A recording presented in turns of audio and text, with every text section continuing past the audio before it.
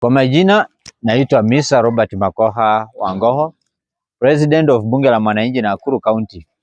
This evening I'm going to talk about the issue of a son of the soil, or a brother by the name, or the activist by the name Daniel Kathiani, whom many know him as a sniper from Meru. And you have to allow me begin by thanking the police forces in Meru County for swinging into action to make sure that they have by yesterday arrested a couple of the key suspects in the murder of Kathiani. Vile mnajua mwanzo kabisa bibi ya Kathiani mwenyewe alikuja akahojiwa na akasema ya kwamba Kathiani was called on phone and the person who is suspected to have called Kathiani, Daniel, on phone was none other than a man called Wasupu.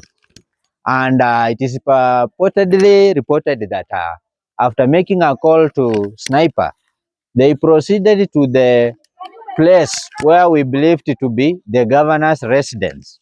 And later on, after 1-2 days, after the wife trying her best to trace the gentleman, it was all in vain because the calls were going unanswered, and later on, the phone went off.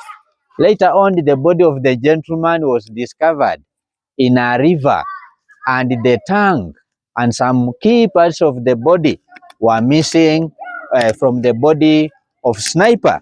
Now, we have key questions here. We believe that right now we are still under the stage of investigation, but why will the governor, who is also being suspected, Madam Kawira, took too long? Up to yesterday, it is when she actually came out to say that let the law enforcement take its course. As a person who was a key suspect in the murder of the son of the soil, she would have come out and condemned the act on time for her to convince us that actually she may have not been part and parcel of the heinous act that was meted to our brother Sniper. And now, my other concern is, since when in our country, Kenya, where we are independent, did we begin treating people who criticize us, treating people who criticize the government? And we have so many agencies today that criticize the government. Bunge la Mwananchi, we are here. We normally criticize the government in as much as we can, but in as long as we are within the line of the Constitution. And it is our task, because in the Constitution, it clearly says in Section 1 of the Constitution of Kenya 2010 that power lies with the people. Sovereignty of the people is everything. Therefore, we have freedom of speech. We can criticize anything a person, a leader, a government is doing in a manner that does not go with the law of the land. Why will a man, a blogger, somebody's son, when he comes out to criticize the bad governance or the poor leadership from a leader of the caliber of a governor, the same person is found to be murdered?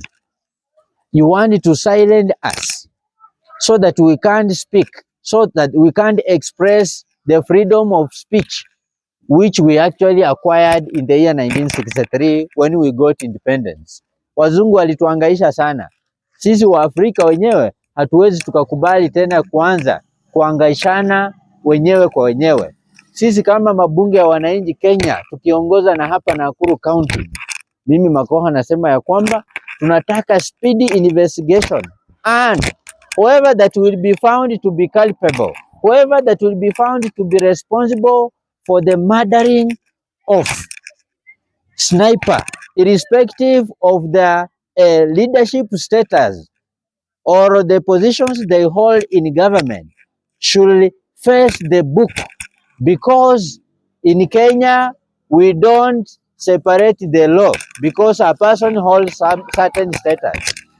The law is equal across the people, irrespective of the status of your family. Whether you come from a poor family or a rich family, the law should apply equally. Therefore, yule yeyote ambaye atapatikana kwa wale suspects ambao tumesikia sofa wameshikwa, huyo mtu lazima atatusaidia kuserve the justice that is required to the family of Daniel Kadhiani, popularly known as who?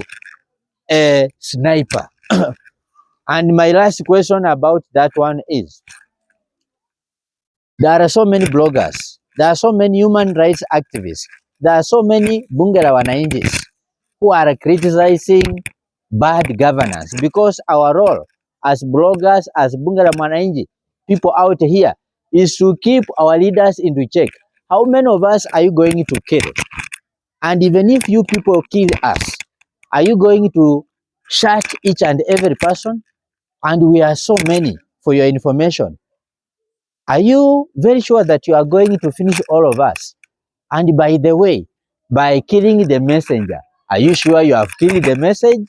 The message remains. Now, Sniper has finally died, and nothing possible can be done to bring him back to life. Our biggest worry is, with the worrying trend of the executive towards the judiciary, do you Kenyans still believe that justice is going to be served to our brother? If led by the president himself today, we see him standing in various functions, government functions, and stating categorically that, and by attacking the judiciary, that they are criminals, and that we must have a dialogue on how to remove them. Do you believe that if the government has taken such a position at county level where our brother Sniper has been killed in cold blood and his tongue cut off, do you believe that family is going to get justice in Kenya? With the presidency, accusing Okiya Omtata, who is a human rights activist, for taking the cases to the courts to defend Kenyans over housing levy, na serikali inampiga vita. Wewe unaamini kwamba Sniper vile amefariki dunia, Sniper na familia yake watapata haki? Tunajua tumempoteza, but we are fighting for him because we don't want this to happen to another person in a near future. But our judicial departments, our judicial system is worrying, because this is to mean that in a near future they are likely to make a ruling based on fear that the president will come out to harass them. Hii inanikumbusha wakati Willy Kimani alikuja kutestify kwa kesi kotini. Immediately after he came out of the court, he boarded a tuk-tuk, alisababishia mpaka dereva wa tuk-tuk maisha yake ikakatizwa. Justice has finally been served recently after a period of almost 7 years. Is that what we want to experience whenever a person is killed? Willy Kimani mwili ilipatikana huko Athi River, kwa river inaitwa Oldonyo Sabuk, na yeye alikuja tu kutestify. Now, if we want to have a proper judicial service commission in Kenya in a near future, so that the citizens and the residents of Kenya can believe in the judiciary, then we must have also the witness protection department which is working. Kwa sababu watu hata wako na information Sniper aliuawa aje Meru, lakini wao watu wameogopa, kwa sababu mtu akisema ukweli the following day hata yeye pia anaweza potezwa. Just like the way Willy Kimani alikuja kutestify lakini hakupewa protection, mnamwacha anatoka kotini anaenda peke yake, wanamkidnap mpaka na mtu wa tuk-tuk mwenyewe, wanaenda wanauawa, wakanyongwa, wakakuwa tortured na wakamrusha mtoni. Is that what we want? Is this the Kenya you are singing that the moment we have a youthful president we are going to gain? So this is a task for us all as Kenyans to hold hands and say that enough is enough. and we are not going to allow further killings on the youth of this country, because the country is being defended by the youth who are seeing that things are not running well in government and by the government of the day. Therefore, tutapigania sniper, tutapigania wengine wote ambao waliuawa wakijaribu kuonyesha uozo wenye uko kwa serikali zetu, iwe at county level or even at the national government. Mimi nimemaliza hivyo. Mwenzetu apate justice. Huyo mwenzetu anaitwa Daniel Kathiani, hususan kwa jina lingine Sniper. Asante sana.